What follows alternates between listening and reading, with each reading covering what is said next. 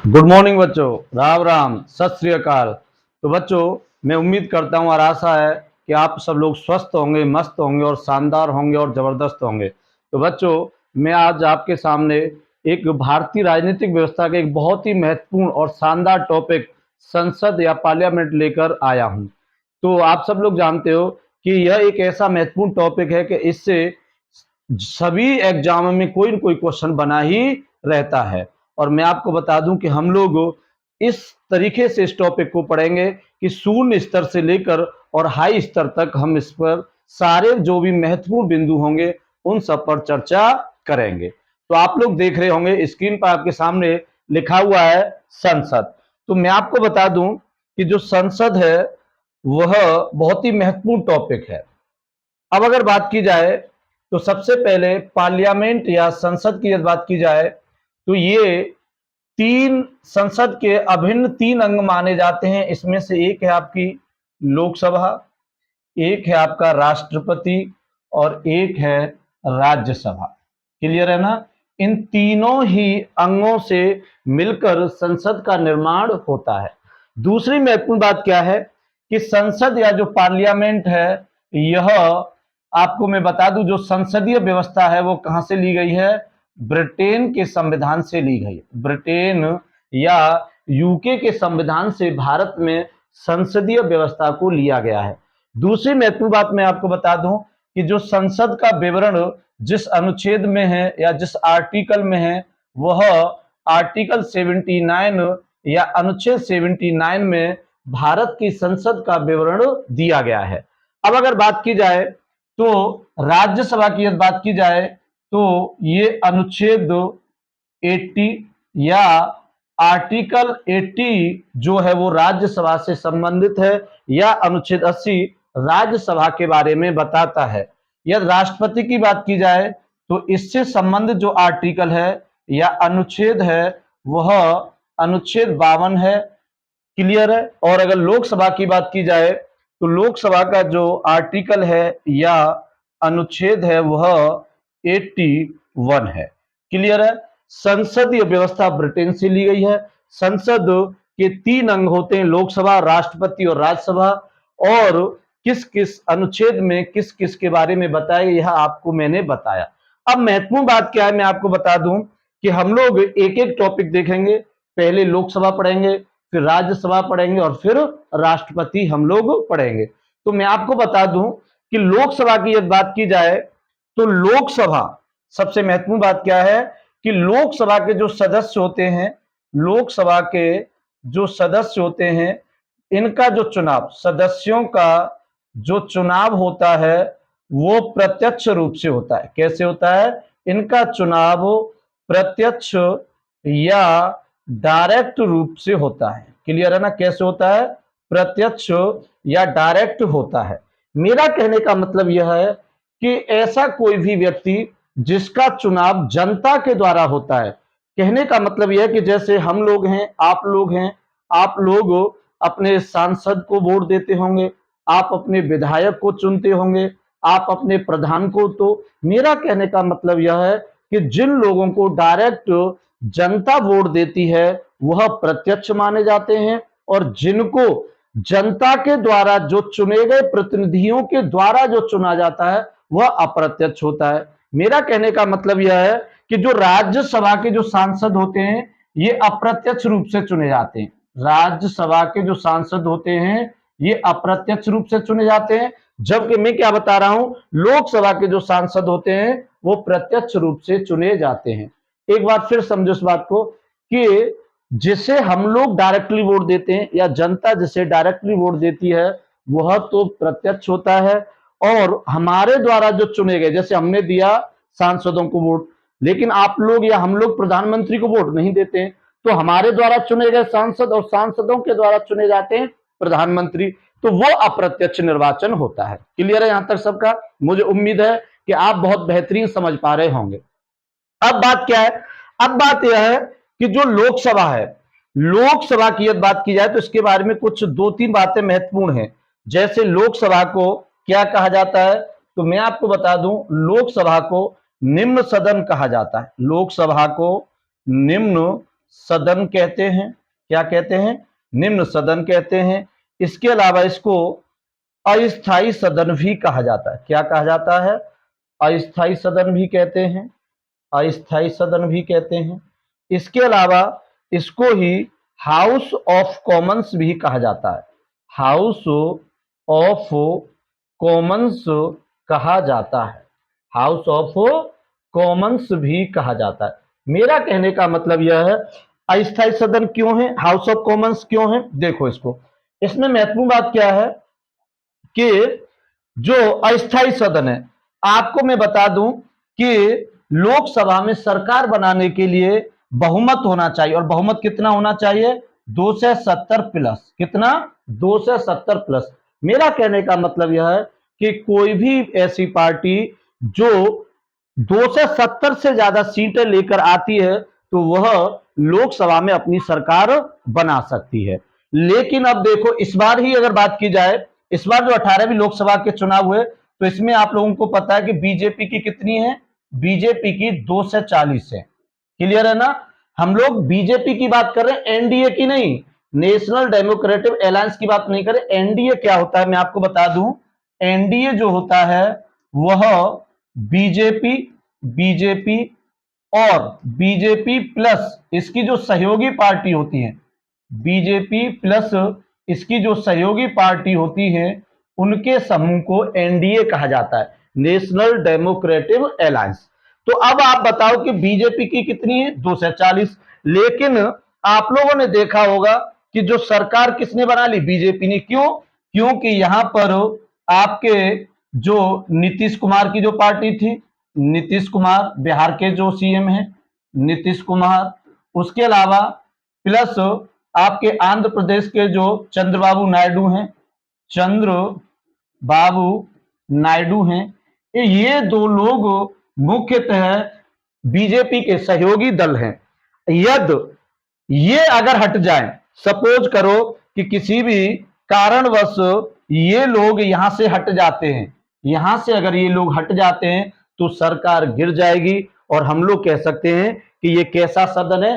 अस्थाई सदन है। क्लियर है ना? ये इसमें सरकार कब तक है? जब तक आपके पास बहुमत है। जैसे ही बहुमत नहीं रहेगा तो आपकी सरकार गिर जाएगी, इसलिए इस सदन को अस्थाई सदन कहते हैं।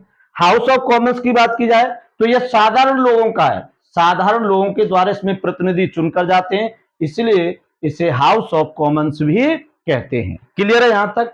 अब अगर बात की जाए तो कुछ महत्वपूर्ण बातें हैं आगे हम लोग देखेंगे लोकसभा के बारे में। जैसे ये है आपके सामने, आप लोग देख पा रहे होंगे कि लोकसभा के सदस्यों का कार्यकाल कितना होता है? तो लोकसभा के सदस्यों का कार्यकाल सामान्यतः 5 वर्ष होता है। कितना होता है? सामान्यतः 5 वर्ष होता है। लोकसभा का सदस्य बनने के लिए न्यूनतम उम्र की बात की जाए तो कितनी होती है? न्यूनतम उम्र 25 वर्ष होती है। यदि लोकसभा के प्रथम अध्यक्ष की बात की जाए तो ये थे जीवी मावलंकर। कौन थे? जीवी मावलंकर, या हम लोग कह सकते हैं गणेश वासुदेव मावलंकर। अब अगर बात की जाए तो लोकसभा के प्रथम जो उपाध्यक्ष थे वो थे अनंत अनंत सैनम आयंगर। कौन थे प्रथम उपाध्यक्ष? अनंत सैनम आयंगर। यह प्रथम महिला अध्यक्ष की बात की जाए तो वो कौन थी? वो मीरा कुमार थी। कौन थी? मीरा कुमार प्रथम लोकसभा महिला अध्यक्ष थी। यदि वर्तमान में अध्यक्ष की बात की जाए तो आप सब लोगों को पता होगा कि वर्तमान में जो अध्यक्ष हैं वो ओम बिरला हैं। कौन है? ओम बिरला हैं। और याद रखना इस बात को, जो ओम बिरला हैं ये कोटा, कहां से? कोटा से सांसद हैं। कोटा से सांसद हैं।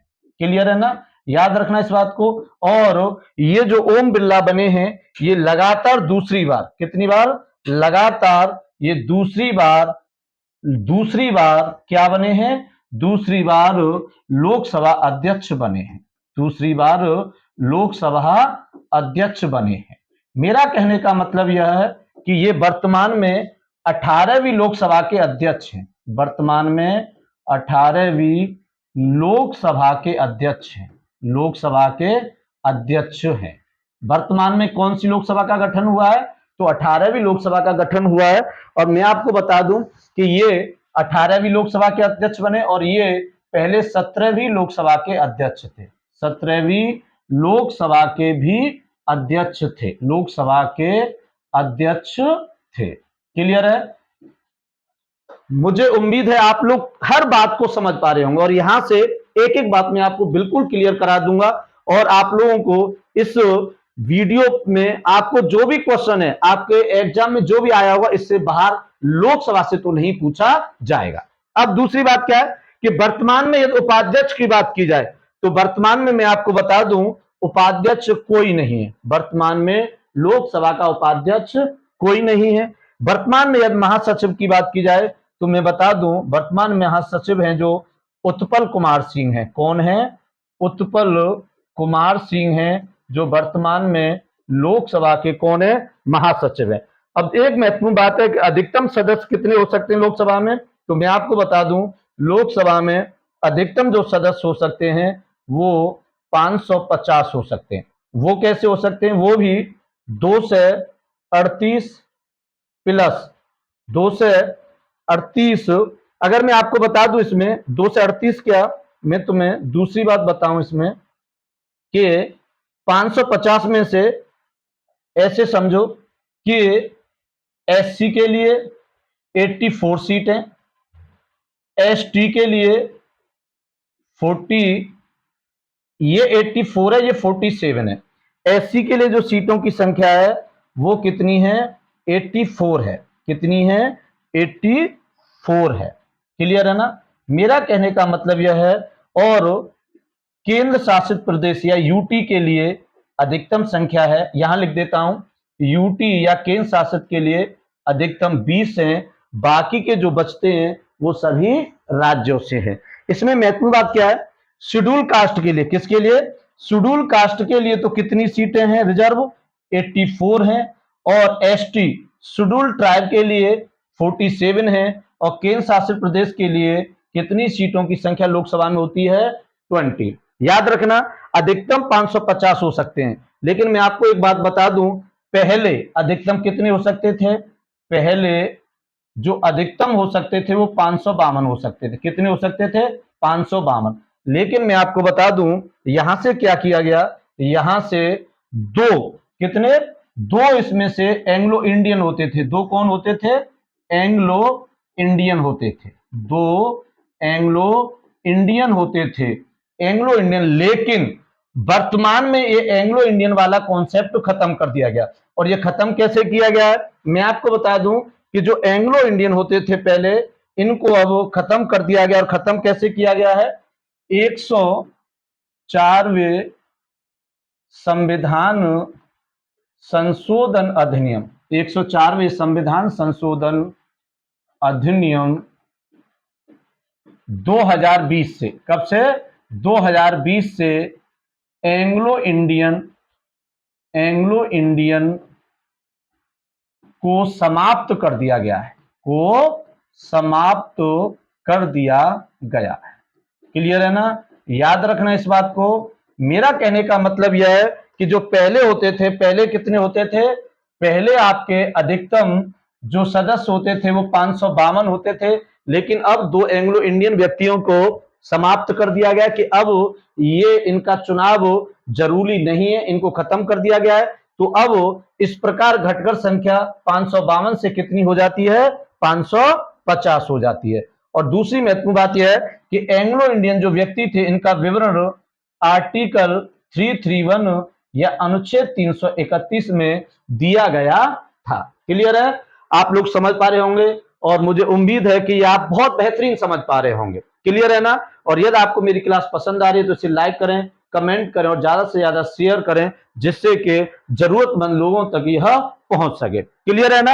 अब अगर बात की जाए तो हम लोग नेक्स्ट पॉइंट और देखते हैं इनके बारे में क्या क्या है। सबसे लंबा कार्यकाल वाली लोकसभा कौन सी रही? तो मैं आपको बता दूं सबसे लंबा जो कार्यकाल रहा था वो 5वीं लोकसभा का रहा था। कौन सी लोकसभा का? 5वीं लोकसभा का कार्यकाल सबसे लंबा रहा। और ये मैं आपको बता दूं ये कितना रहा था?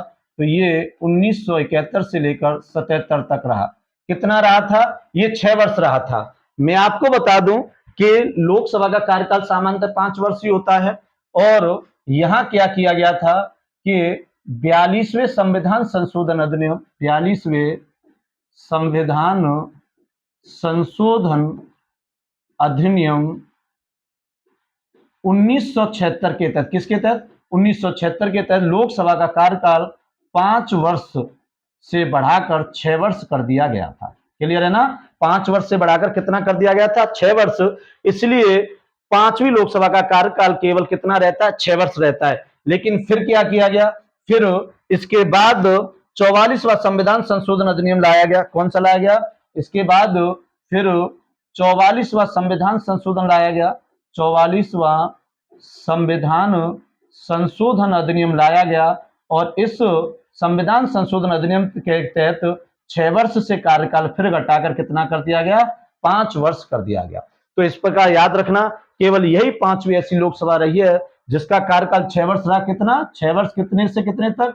1971 से 77 तक। लेकिन फिर दूसरी लोकसभा का गठन हुआ था, तब तक कार्यकाल कितना कर दिया गया था? 6 वर्ष से घटाकर 5 वर्ष। क्लियर है? अब अगर महत्वपूर्ण की बात की जाए, सबसे अधिक समय तक लोकसभा अध्यक्ष कौन रहे? तो इसमें मैं आपको बता दूं, सबसे अधिक लंबे समय तक लोकसभा जो अध्यक्ष रहे थे वो रहे थे बलराम जाखड़। कौन रहे थे? बलराम जाखड़। क्लियर है ना? बलराम जाखड़ रहे और वो 1984 से 89 तक, वो सॉरी 1979, 84 फिर 89 तक। क्लियर है ना? और अब हम लोग देखेंगे शायद ओम बिरला इनके बराबर रहते या इनसे आगे निकलते हैं। क्लियर है? अब है ऐसे लोकसभा अध्यक्ष जो राष्ट्रपति भी रहे। तो मैं आपको बता दूं, ऐसे व्यक्ति थे जिनका नाम था नीलम संजीव रेड्डी। क्या था इनका नाम? नीलम संजीव रेड्डी थे, जो लोकसभा अध्यक्ष भी रहे और फिर बाद में ये भारत के राष्ट्रपति भी बनते हैं। क्लियर है ना? याद रखना, नीलम संजीव रेड्डी बहुत पूछा जाता है। तो ये राष्ट्रपति भी बनते हैं और इससे पहले ये लोकसभा के अध्यक्ष भी रहते हैं। मंत्रिपरिषद किसके प्रति उत्तरदायी रहता है? मंत्रिपरिषद, तो याद रखना हमेशा मंत्रिपरिषद लोकसभा के प्रति उत्तरदायी रहती है। किसके प्रति? लोकसभा के प्रति उत्तरदायी रहती है। कुल मंत्रियों की संख्या कितनी हो सकती है? तो कुल मंत्रियों की संख्या 15% हो सकती है। कितनी हो सकती है? 15%, और वो भी लोकसभा का 15%। कितना? लोकसभा का 15% रह सकती है। और यह बात 91वां संविधान संशोधन अधिनियम कौन बताता है? इसके बारे में 91वां संविधान संशोधन अधिनियम, कौन सा? 91वें संविधान संशोधन अधिनियम 2003 के तहत यह प्रावधान किया गया था कि कुल मंत्रियों की संख्या कितनी हो सकती है? तो अधिकतम लोकसभा के 15% सदस्य हो सकते। इसमें प्रधानमंत्री भी शामिल होगा। इसमें कौन शामिल होगा? 15% में भी पीएम महोदय भी शामिल रहेंगे। याद रखना, प्रधानमंत्री समेत किसने समेत? प्रधानमंत्री समेत कितने मंत्री हो सकते हैं टोटल केंद्र में? तो वो 15% हो सकते हैं। और किसके 15%? लोकसभा के। और यह प्रोविजन किसके तहत किया गया था? 91वें संविधान संशोधन अधिनियम 2003 के तहत। विपक्ष का नेता वर्तमान में कौन है? तो विपक्ष का नेता जो वर्तमान में है वो मैं आपको बता दूं, राहुल गांधी। कौन है इस समय? राहुल गांधी इस समय विपक्ष के नेता हैं। विपक्ष के नेता होने के लिए भी एक कंडीशन होती है, और वह कंडीशन यह है कि कुल लोकसभा की सीटों का, कुल लोकसभा की सीटों का 10% होना चाहिए। कितना होना चाहिए? 10%। मेरा कहने का मतलब यह है, कोई भी ऐसी पार्टी जो विपक्ष में बैठना चाहती है या विपक्ष का नेता बनना चाहती है, तो उस पार्टी की सीटें कुल लोकसभा के मतलब 550 का कितना होना चाहिए? 10% होना चाहिए। क्लियर है ना? 10% मतलब लगभग 55 सीटें होना अनिवार्य है, वही विपक्ष में बैठ पाएगा। और आपने अगर देखा हो तो 2014 से 2019 और 2019 से 2023 तक कोई भी लोकसभा में विपक्ष का नेता नहीं रहा, क्योंकि किसी भी पार्टी के पास ये आंकड़ा या ये बहुमत हासिल नहीं कर पाई थी। इस बार कांग्रेस की 99 सीटें आई हैं, जो 10% से अधिक है। क्लियर है ना? अब अगर बात की जाए तो राष्ट्रीय आपात में लोकसभा का कार्यकाल कितना बढ़ सकता है? तो मैं आपको बता दूं, लोकसभा का जो कार्यकाल है, आपातकाल का मतलब यह कि जैसे राष्ट्रीय आपात की घोषणा हो गई, अनुच्छेद 352 के तहत राष्ट्रीय आपात की घोषणा होती है, तो उस स्थिति में क्या होता है कि लोकसभा का कार्यकाल एक बार में अधिकतम 1 वर्ष बढ़ सकता है। तो हम लोग लिख सकते हैं कि एक बार में अधिकतम 1 वर्ष, एक बार में अधिकतम 1 वर्ष, क्लियर है ना, अधिकतम 1 वर्ष तक बढ़ सकता है। और ऐसा कितनी भी बार हो सकता है। यदि राष्ट्रीय आपात खत्म हो गया तो ठीक है, जिस दिन से राष्ट्रीय आपात खत्म हो जाएगा तो 6 माह तक और रहता है राष्ट्रीय आपात, उसके बाद तो ऑटोमेटिक खत्म हो जाता है। जैसे अगर घोषणा हो जाए तो मान लीजिए कि लोकसभा का कार्यकाल 6 माह तक और अधिकतम रह सकता है, लेकिन अगर नहीं रहता है खत्म तो फिर 1 वर्ष तक रहा, उस बीच में अगर राष्ट्रीय आपात खत्म हो गया तो ठीक है, नहीं रहा तो फिर 1 वर्ष के लिए बढ़ा दिया जाएगा। ऐसे करके इसे कितनी भी बार बढ़ाया जा सकता है, लेकिन एक बार में अधिकतम 1 वर्ष के लिए ही बढ़ाया जा सकता है। क्लियर है ना। धन विधेयक की बात की जाए तो धन विधेयक सिर्फ और सिर्फ लोकसभा में ही पेश होता है। कहां पर लाया जाता है? धन विधेयक सिर्फ और सिर्फ लोकसभा में लाया जाता है, और यह राष्ट्रपति की पूर्व सहमति के बाद ही लाया जाता है। राष्ट्रपति की पूर्व सहमति के बाद ही लाया जाता है। क्लियर है ना। राष्ट्रपति की पूर्व सहमति के बाद ही लाया जाता है। दूसरी बात क्या है कि संयुक्त अधिवेशन की अध्यक्षता कौन करता है? तो संयुक्त अधिवेशन की जो अध्यक्षता करते हैं वो मैं आपको बता दूं, वो लोकसभा अध्यक्ष ही करते हैं। कौन करते हैं? लोकसभा अध्यक्ष ही करते हैं। कौन करते हैं? लोकसभा अध्यक्ष ही करते हैं। और याद रखना कि यह संयुक्त अधिवेशन की जो बात कही गई है वो आर्टिकल या अनुच्छेद 108 में कही गई है। क्लियर है ना। लेकिन याद रखना कि जो संयुक्त अधिवेशन की जो अध्यक्षता कौन करते हैं? लोकसभा अध्यक्ष। लेकिन संयुक्त अधिवेशन को बुलाता कौन है? तो संयुक्त अधिवेशन को जो बुलाता है वह आपका राष्ट्रपति बुलाता है। कौन बुलाता है? राष्ट्रपति बुलाता है। याद रखना, कौन बुलाता है? राष्ट्रपति बुलाता है संयुक्त अधिवेशन की बैठक को, लेकिन उसकी अध्यक्षता करते हैं लोकसभा अध्यक्ष। क्लियर है ना। लोकसभा अध्यक्ष को शपथ कौन दिलाता है? तो याद रखना, इनको शपथ कोई नहीं दिलाता। कोई नहीं, मतलब कहने का यह है कि ये लोकसभा अध्यक्ष के रूप में शपथ नहीं लेते हैं, बल्कि ये पहले ही सदस्य के रूप में शपथ ले चुके होते हैं। क्लियर है ना। याद रखना कि लोकसभा जो अध्यक्ष होते हैं वो अध्यक्ष रूप में शपथ नहीं लेते हैं, बल्कि वह पहले ही सदस्य के रूप में शपथ ले चुके होते हैं। इसलिए लोकसभा अध्यक्ष को कोई भी शपथ नहीं दिलाता है। वर्तमान में कौन सी लोकसभा का गठन हुआ है? बहुत महत्वपूर्ण क्वेश्चन है। याद रखना, ये करंट का भी और ये 18वीं लोकसभा का। याद रखना, कौन सी लोकसभा का वर्तमान में गठन हुआ है? 18वीं लोकसभा का गठन हुआ है, और ये लोकसभा रहेगी आपकी 2024 से लेकर 29 तक। क्लियर है ना। तो याद रखना, वर्तमान में कौन सी लोकसभा का गठन हुआ है? 18वीं लोकसभा का गठन हुआ है। बच्चों, आपको यह क्लास बहुत शानदार और दमदार लग रही होगी, और मुझे उम्मीद है आप लोग इसे ज्यादा से ज्यादा शेयर करेंगे और कमेंट करके मुझे जरूर बताएंगे कि इस क्लास की खासियत क्या थी। नेक्स्ट आप लोग देखेंगे कुछ और महत्वपूर्ण बातें हैं, जैसे लोकसभा अध्यक्ष अपना त्याग पत्र किसे देते हैं? तो मैं आपको बता दूं, लोकसभा अध्यक्ष अपना त्याग पत्र उपाध्यक्ष को देते हैं। किसको देते हैं? उपाध्यक्ष को देते हैं।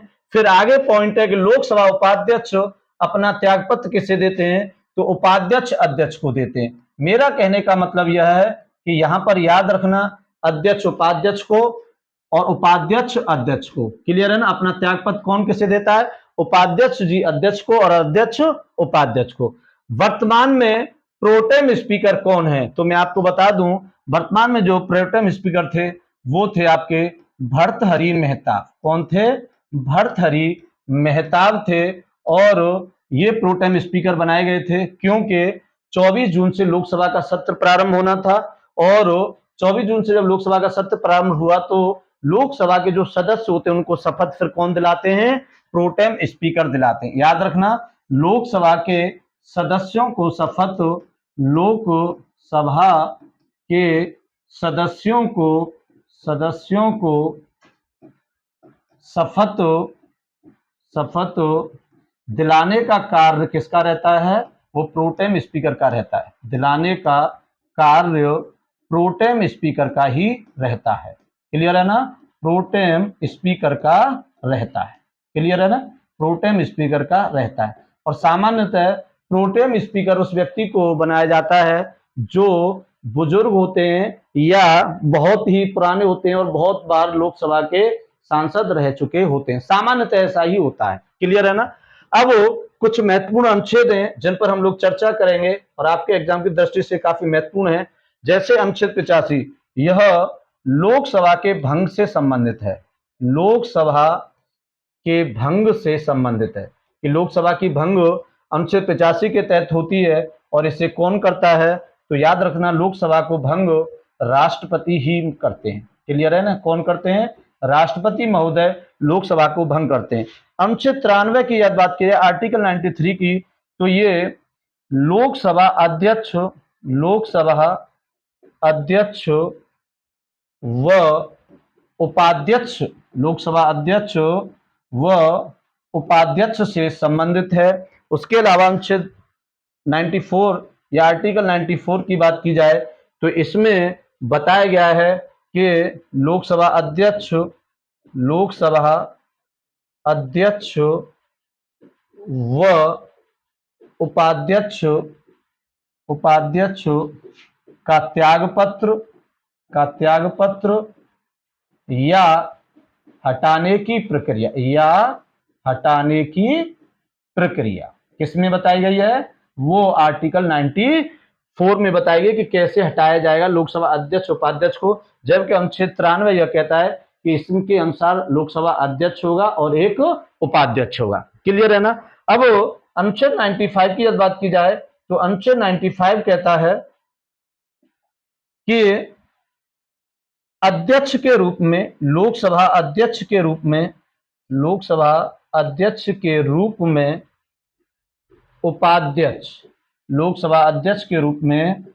उपाध्यक्ष का कार्य करना। क्लियर है ना। लोकसभा अध्यक्ष के रूप में उपाध्यक्ष भी कार्य करते हैं जब लोकसभा अध्यक्ष अनुपस्थित हो या वो बीमार हो या कोई भी और कंडीशन हो। यदि लोकसभा अध्यक्ष अनुपस्थित रहते हैं तो उस कंडीशन में उपाध्यक्ष लोकसभा का अध्यक्ष का पदभार संभालते हैं और वो किस आर्टिकल के तहत, तो आर्टिकल 95 के तहत। अब आर्टिकल 96 में यह बताया गया है कि अध्यक्ष को हटाने का प्रस्ताव यदि विचाराधीन है तो उनका सदन का नेता न होना, या हम ऐसे कह सकते हैं तो उनका पीठासीन न होना। मेरा कहने का मतलब यह है कि यदि कोई भी लोकसभा अध्यक्ष या उपाध्यक्ष अपने पद का दुरुपयोग करते हैं या संविधान के तहत अपने पद का कार्य नहीं करते हैं तो उस कंडीशन में इनको हटाने की प्रक्रिया अनुच्छेद 96 में बताई गई है। और इसके तहत क्या किया जाता है कि जब इनको बता दिया जाता है कि इनके खिलाफ यह प्रक्रिया होगी और उस समय लोकसभा अध्यक्ष के रूप में कार्य नहीं करते हैं या वो पीठासीन नहीं होते। क्लियर है बच्चों। तो आप लोगों को मैंने जितनी भी महत्वपूर्ण बातें थी वो आपको सारी बताई हैं। और एक बात और रह गई कि वर्तमान में जो लोकसभा के सदस्य हैं, वर्तमान में लोकसभा के सदस्यों की जो संख्या है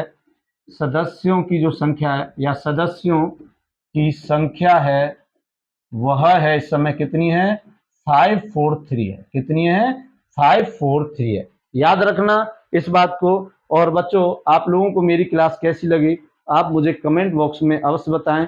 और जो बच्चे हमारे चैनल से नहीं जुड़े हुए हैं वो हमारे चैनल को सब्सक्राइब करें और बेल आइकन दबाएं जिससे कि हमारी क्लास सबसे पहले आप लोगों तक पहुंचेगी।